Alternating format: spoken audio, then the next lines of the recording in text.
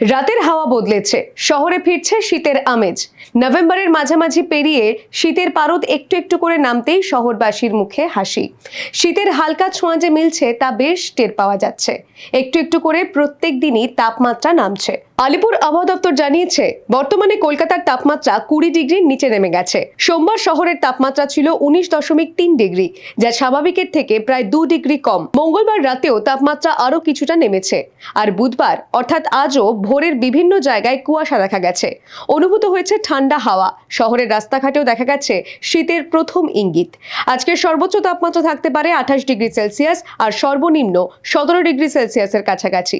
তবে উত্তরবঙ্গে আবহাওয়ার ধরন একেবারেই আলাদা, তাই সেখানে পাকাপাকিভাবে শীত পড়তে শুরু করে দিয়েছে।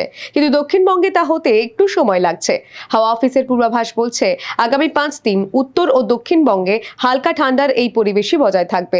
নতুন করে তাপমাত্রা আরো নামার সম্ভাবনা আপাতত নেই। সবশেষে বলা যায়, কলকাতায় এখনো পর্যন্ত শীত পাকাপাকিভাবে না পড়লেও ভোরের দিকে হালকা কুয়াশা, সকালে ঠান্ডা হাওয়া এবং বিকেলের রোদ গরম, এই 3 মেজাজেই কাটছে কলকাতার দিন। Bureau report, the wall news.